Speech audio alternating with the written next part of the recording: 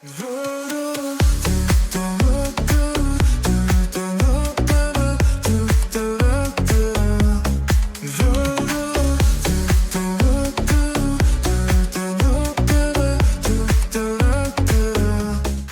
my boys, good morning. So today we're gonna talk about one of the biggest additions in Path of Exile 2, which is the auction house.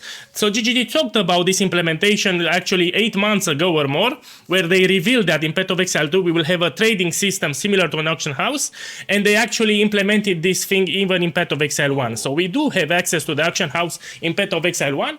In the big Path of Exile 2 reveal stream, they shown us this interface, thus confirming that we will have the auction house inside Path of Exile 2, which is great. So I said multiple times that GGG is testing features for Path of Exile 2 inside Path of Exile 1, and in the last leaks that we had, that was the case.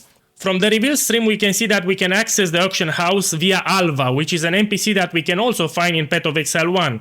The NPC name is not that important. As I said, it acts as a trigger that will open the auction house interface. In Path of Exile 1, we have a guy named Faustus. That's not relevant. They can even add a building or a whole location in order to trigger the auction house interface. Yeah, that's the main idea that you need to understand. My boys, before I show you how the auction house works, I want to give you an older interview with the game director of Path of Exile 2, Jonathan Rogers, in which he explains the importance of instant buyouts. So a lot of games that already have an auction house system, they add certain delays to the trades in order to keep the players hooked, playing longer, in order to make them log in multiple times a day, in order to collect those trades and start new ones. In Path of Exile 2, they want to avoid that, so everyone will be happy. People will no longer accept an action RPG that doesn't have instant buyouts. As a for a trade system, so therefore we will need to change. And as I said, that's we have to move with the times, right? Like we can't. And as I said before, I don't want to have any excuses if players are not enjoying something. We need to find a way to solve that problem. Okay, my boys, back inside the game we go. So I'm assuming there are a lot of new Path of Exile players that don't know how the system works for the auction house. So here it's called the currency exchange, and there are two important columns: one to the left, one to the right. Items that I want, items that I have. And this will pretty much be inside Path of Exile 2, the same system. Here you'll have some panels with different items that you can trade. Now it depends on the content that Path of Exile 2 will have, but most of them will be similar. Maybe they will have different names, but it's the same system, same idea. So here you will pick the items that you want, and to the right you put the items that you have. So here, for example, I want to buy a Divine Orb. You just put you have this much shares and you place order. Instantly they will be credited to your account. Now also we can do some tricks in order to flip items, which is another problem that we will cover in this video. Yeah, let's say I want something else. I will demonstrate with something else. Maybe I want Chayula Brimstone, and I pay with Divine Orbs. Put like this. Place. Now it gets crazier. You can buy things while you sleep. Yeah. You can even find for better prices, so this will help casual players that don't have a lot of time to play.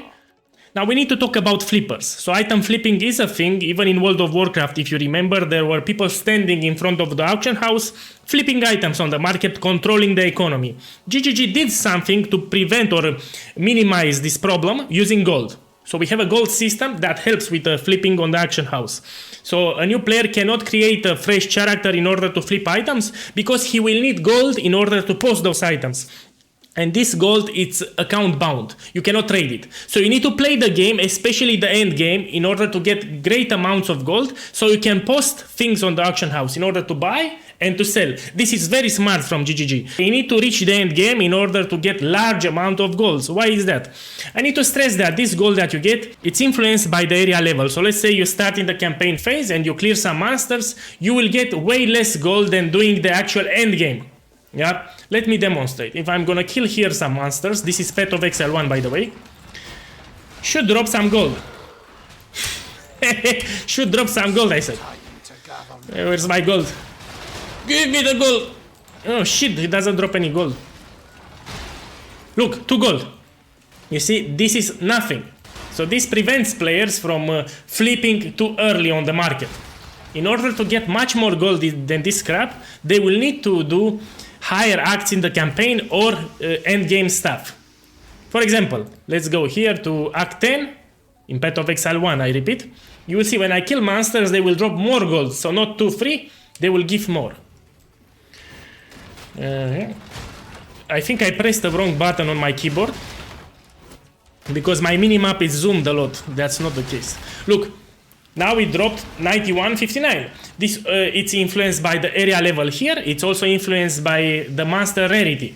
So if it's a rare monster, unique monster, they will drop more and more gold. So the difficulty scales. This is the idea. If I am to open now a map, I will get even more gold.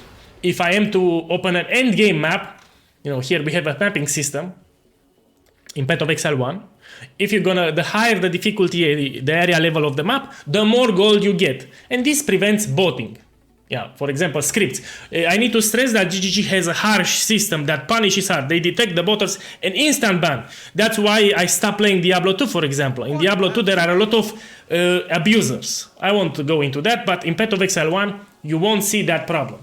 Or if you see it, it will be minimal. And I'm hoping that in Path of Exile 2, they will keep it up like this. Because you want to be fair with all the players. You don't want to have some players who have advantages in this game. But this is pure guy up. So this is a very vast system that prevents hacking, you know, like abusers in this game. I love it. I love it. You need to play the game in order to get gold. The more gold you get, the more you can flip. Not only that, you have the auction house here, you also have the trade website. So let's say you don't have enough gold to buy your stuff, no problem. So this is the trade website where you can buy your things without any problems, even in bulk. You click here, bulk item exchange, you can still do. It's similar to the auction house in game. You can buy it from here if you want, but it's much more easier to do it in game. Also, you can buy and sell stuff while you sleep. That's the great beauty of it. You know, a lot of casual players, they don't have time. And if they use the currency exchange in game, they will have a good time in this game. Well, I need to talk a little about the gold system. It has multiple uses, not only for the auction house. This is its primary use for the auction house. But you can also use it in order to gamble things. You can gamble things in Path of Exile 2. For example, I got here a unique, I got here a rare. This I don't recommend it actually. You should save your gold for the auction house mostly. Maybe in the early campaign you want to try your luck. You can also use gold to respect the skill tree point here. Yeah, let's say you did some mistakes, no problem, you will use gold in order to refund those points. So it has also this use. This will be incredibly useful for the campaign phase. Also, because it's early access, a lot of people will do mistakes. It's normal. So they can use their gold here. But boys, before I end this beautiful video here, I need to stress that in Path of Exile, we have certain currencies for trading. For example, most trades in Path of Exile 1 revolve around Chaos Orb and Divine Orbs. These are commonly used. This is used for cheaper items, and this is used for more expensive items. This is the norm. So don't worry to memorize all this currency here, because most of the trades are done with Chaos Orb and Divine Orbs. If you're new to this game, think about Diablo 2. So this is the equivalent of East runes, and we had high runes for more expensive items. So think of a Divine Orb like the high runes. Yeah, if you do expensive trades, you will use Divine Orbs. If you use cheaper trades, you will use Chaos Orbs. So in case you missed it, in Path of Exile 2, Exalted Orbs will be much more common. They will drop everywhere.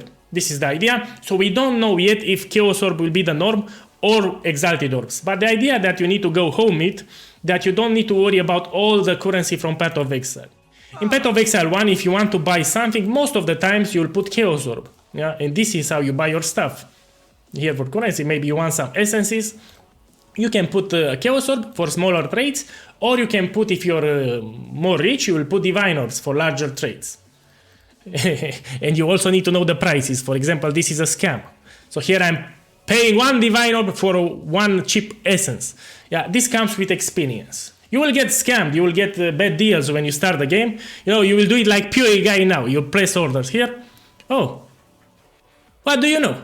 So GGG implemented here a message that will tell you overpay. Good for them.